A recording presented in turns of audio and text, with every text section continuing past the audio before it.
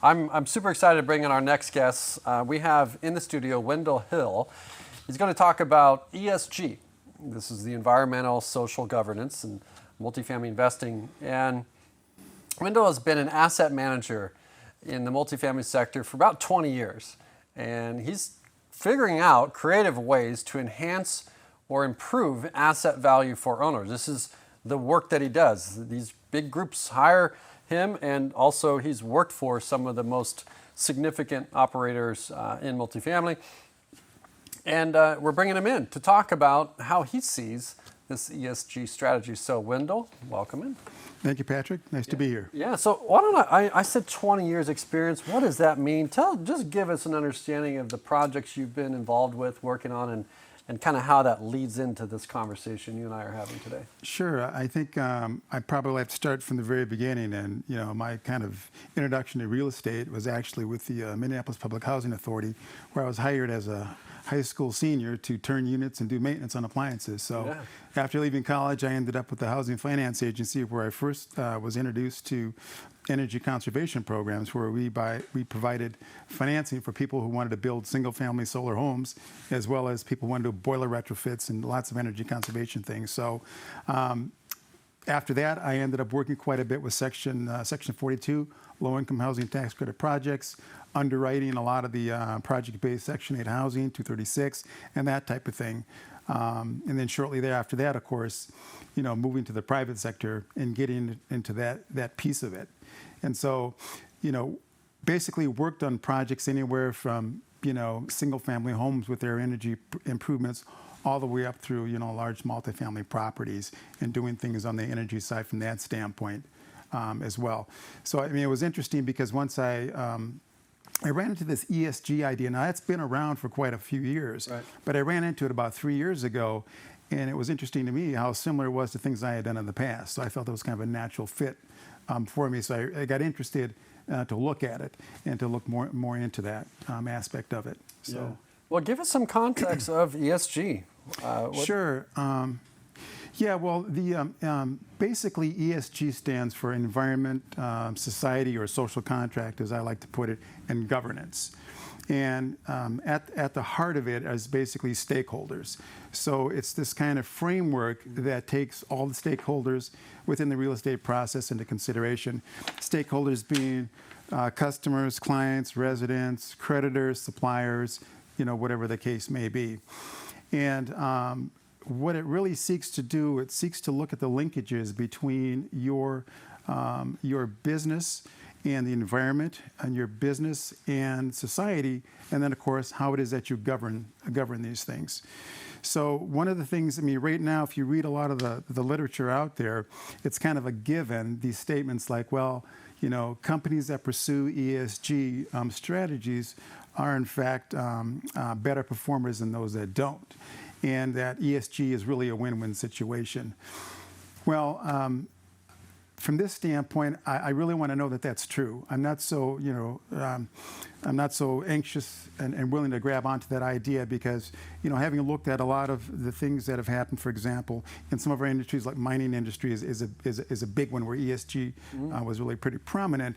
There are some negative externalities that come with that. So from the real estate standpoint, I was interested to sort of understand, was that really true? And is it the case that, notwithstanding the fund managers, pension funds, all have a preference for ESG, the folks that are actually administering the real estate, do they in fact find it to be profitable and useful? So that's kind of what I've been kind of delving into at this point in time.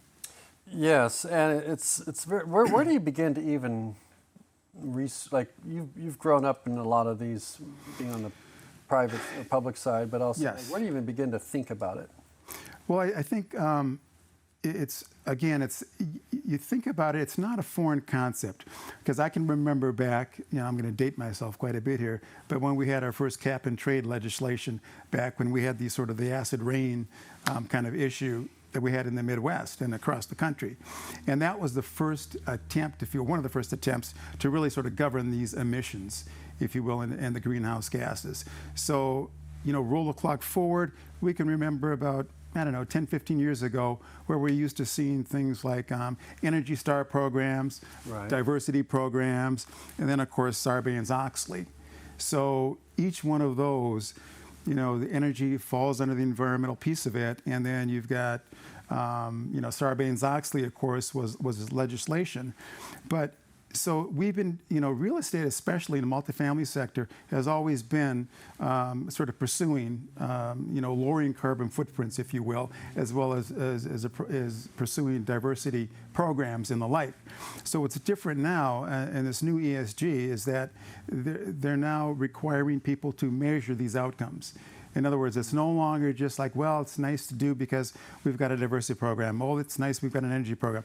It's really coming down to the point that you have to really sort of have a framework in place, you have to measure it, and you have to be able to report it to other people. So from that standpoint, it's a lot of things we're used to, but it's just being packaged a little bit differently. And this is the capital markets are using it to value companies. The capital markets are really the drivers of this, if you will.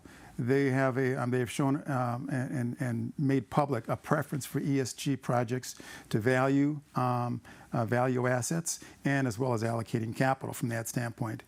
And that comes from their motivation to jump on the sustainability bandwagon as far as doing what they can to promote climate initiatives that support the reduction of greenhouse gases from that standpoint, as well as actually providing avenues to have increased, if you will, a social contract or social good that we have across many companies. You mentioned the mining being strong in the ESG, and there maybe had been some unfavorable outcomes, collateral or not. And what did you learn through looking at that further? Well, it's interesting. When you think about carbon footprints, I mean, it's no secret that the mining industry has one of the largest carbon footprints. And if you were to look at the number one enemy in sort of the climate change world, it would be, the producers of commodities and energy, so to speak. And so one of the things that you quickly realize when you look at that is that there's a timing, a long time fruition. I mean, when you look at a mine from the time it takes from its inception, from the discovery, from everything to go to the permitting, et cetera, so forth, it's a long time frame to do that. And one thing that I learned from looking at the mining industry is when you overlay an ESG strategy on it, it really lengthens the cycle with which a commodity can actually be produced. It exacerbates the length of that cycle to bring a commodity from the ground to the market, so to speak. And of course, what the impact of that is going to be, and we're feeling some of that now, is sort of contributing to the cost of these commodities, because not only is credit being sort of siphoned away, so to speak, from the mining industry, but by the same token, you have this idea of it not being we're being in a supply deficit from that standpoint. And so I think about ESG, and right now, if we think about what's going on, it's kind of a blanket that's covering a lot of different industries. But we have to be careful not to just overlay an ESG strategy on every industry in the same way, because I don't think it's going to be as effective as it probably could be. Right, and I'm assuming that this start to enter conversations from executives, and if capital markets are driving them, then that's the purpose of the business, right? To get the yields for those that take the risk. This is compliance driven, or is this just good business things that we should be doing? Well, that's a good question. It's a number of things, and I think first and foremost, it is good business. Mm-hmm. I mean, if you think about the idea of a company caring about the environment, caring enough about the employees, caring about how the company's run, it just makes good business sense. Mm-hmm. And I've been fortunate enough throughout my career to work for fabulous companies that have always done a great job on the environmental side of things, the diversity side of things, and they've been very well-run companies. So it is a good business. I mean, secondarily, you've got the idea that society is demanding it. consumers want products. They want to buy a product that they know that the company is concerned about the environment, right? They want to associate with people and companies that are concerned about the environment and are concerned about how it is that they treat their employees. So there's a big demand from a society standpoint in terms of that aspect. There's also, I think last year there was I want to say it was June or July last year, Congress passed a piece of legislation, which was the HR 1187. And HR 1187 directs the SEC to basically define ESG metrics and then to set out the rules for public companies to disclose and report their ESG metrics from that standpoint. So what the government is looking at doing is sort of becoming more involved in public companies' governance and operations.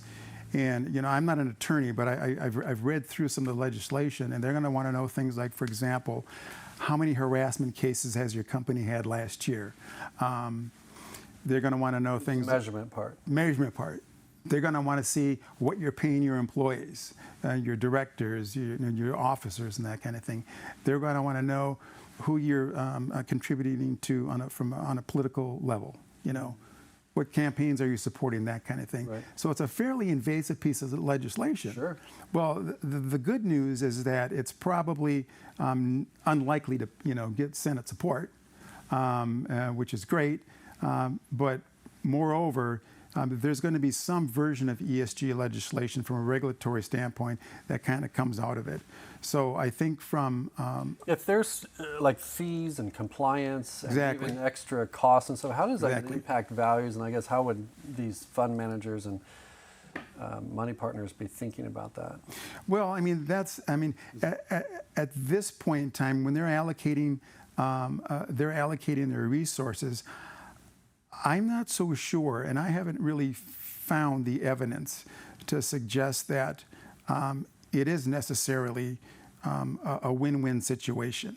That's one thing for a fund manager to say, I'm going to go ahead and I'm going to provide funding for a company to allocate a bunch of, tax credit Section 42 properties, rehab them and whatnot.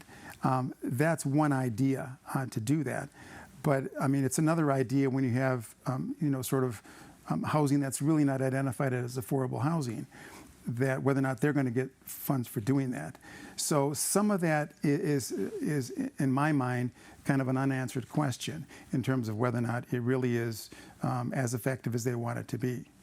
Clearly, from an environmental standpoint, a lot of there's a belief that in fact, at all costs, we are going to, reduce carbon emissions from that standpoint. And I get concerned sometimes that it really may be at the impact of sort of the social impact of some of the housing that we do have and that we do need to keep, up and running. And is it easier to think about it from a development standpoint than it is for you've got your existing properties? Oh yeah, I think so, sure. I think from a development standpoint, one of the things that's likely to happen is that, even the permitting process. Clearly when you're going to do a lot of development, you've got this sort of environmental piece of it. Well, if it's true in a lot of cases where you do have permitting process being slowed down because of ESG, that becomes a more costly process to develop housing. Mm-hmm. Then, of course, from the affordable housing standpoint, at this point, I'm not so sure that there is enough capital being allocated to existing properties out there that are not affordable at this point in time to make sure that we can bring these properties along before we make this transition to ESG, and as far as the reduction of carbon footprint and as far as, you being able to increase the social, your social score, if you will. Yeah. What should I be asking I'm not asking? I don't know enough about this topic to... Well, in fact, that's a great question because it's one of those, it's the reason I think it's important now is because we do have an opportunity at this point in time to, to make sure that we're in touch with our legislators, to make sure that, real estate, in fact, does have a say in terms of how this legislation actually ends up being crafted. When you think about some of the, for example, we've got benchmarks out there. I mean, right now there are probably 10 or 12, just to give you a little background in terms of that, there are about 10 or 12 sort of go-to benchmarks, if you will. The top three one would be GRESB, which stands for Global Real Estate Sustainability Benchmark. And you've got UNPRI, which is United Nations Principles of Responsible Investment. And then the TCFD, which is Task Force for Climate Financial Disclosure.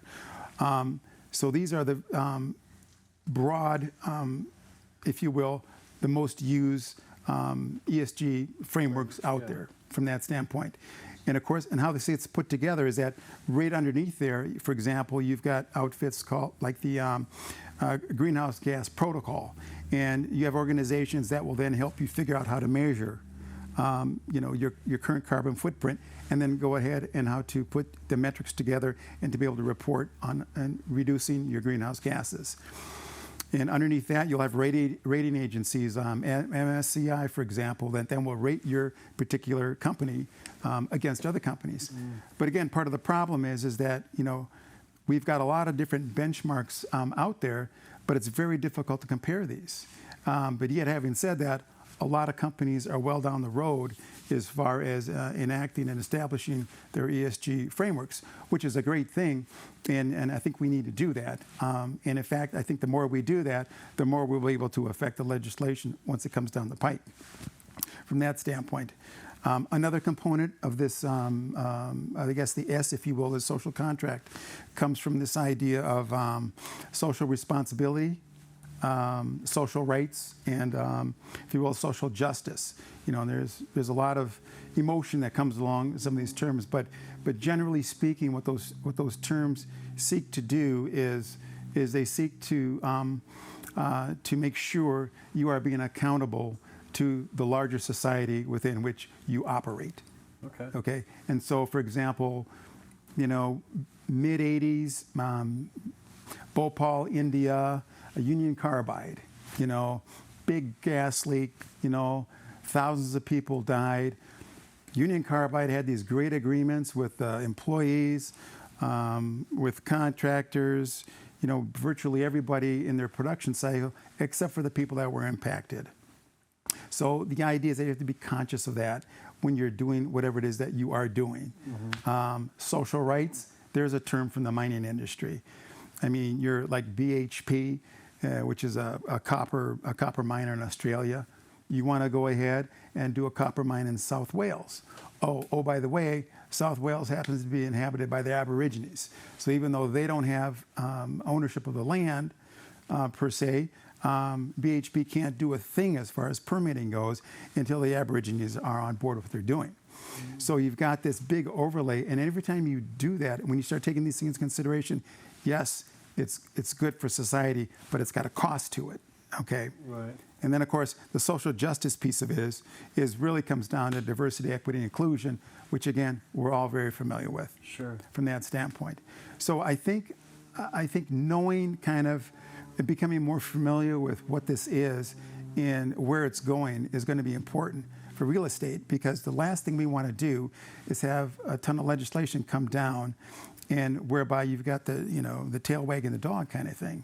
Real estate is not really the industries per se that ESG is written for. However, we're going to be drafted up right in with that. So I think it's important for us to be cognizant of from that standpoint. Yeah. What can owners do? Well, I think fortunately in the multifamily space, multifamily owners, especially the larger companies, have been out in front of this. They've always been on the sort of the bleeding edge, if you will, of things like diversity and energy conservation. So they've done a great job from doing that, and in fact they're doing it now. ULI, for example, NAREIT, the National Multi-Housing Council, have all done a lot of work on ESG. And they've done a lot of work in terms of putting together their own frameworks from that standpoint. And it was interesting. I read an article, and I think it was the Real Estate Journal of Economics and Finance, that was talking about the REITs. And basically what they said was that the REITs with higher levels of ESG disclosure actually have lower costs of capital and higher credit ratings, okay? So by extension, if they continue on that path, they'll have a wider access to credit markets. And so then back to the idea of when you look at Phoenix, for example, you've got whatever, 160 or 70,000 units that are in buildings that are 30 years old and owned by single individuals, small companies, small families from coast to coast. A lot of these buildings still have aluminum windows, single pane. So because the REITs, and again, there are a lot of reasons why you have, good credit ratings and lower cost of capital. It's not all about ESG. Sure. But, to that end, does that mean that we're going to sort of misallocate capital away from this existing housing? And there's a lot of it. I mean, this is the housing, in fact, that, they're getting $1.25, $1.30 rents, $1.50 compared to the $2.80 that we've got on the new stuff. So what we don't want to see is all the capital, shifting over to the newer development product, at the expense of a lot of these current existing smaller families and individuals that own 500 units, 2,000 units. I mean, they need access to capital, and they also need the ability to pursue ESG strategies. They need access to funding from that standpoint as well. Yeah. So I think what owners can do from this standpoint is, get educated.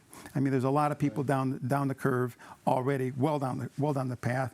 Everyone's got different degrees of that, but sort of get educated, start contacting these organizations, and to get some ideas of what's going on. Take stock of your company when have your internal meetings. Talk about the ESG if you haven't had that. Find out where you are and see to what extent you may be doing things already that you can start to measure that may in fact be great components of an ESG strategy, and then learn how to put those together. In fact, just recently, I think I want to say Measurable and RealPage. I think it was a couple weeks ago, they ended up joining in a partnership venture, and I think they're going to be putting things together to help owners start to measure these ESG statistics. So there's a lot of things out there. I guess the message is that we just need to sort of start peeling back the onion a little bit and kind of look for some of those things. Yeah, that's great. From that standpoint. This has been useful and very helpful to those tuning in. I always enjoy having conversations with you. Obviously, those that are listening or watching this, what's a good way for them to get in touch with you? I'm sure there's follow-up questions. Yeah, sure. LinkedIn is a great way. Just contact me there, and we can kind of go from that standpoint. Right. But I'm hoping that it garners some more interest, and that we can, again, because the legislation is it's not yet codified, so we have an opportunity to jump in the middle of it and make sure that multifamily is represented. Yeah, I love what you said about just start with the education, talking to your teams, and even assessing where you are. So awesome for you to share the time again. Sure, I appreciate it. It's a complex thing to understand, and it takes time. So getting that education is at the beginning stages of it. So. It'll be around for a while. Yeah. Guaranteed. Yeah. Awesome. Thank you again for coming in. Thank you. So great to see you. And we'll be following all the things that you're working on. Great. Appreciate it. Thank you very much. All right. Thank you.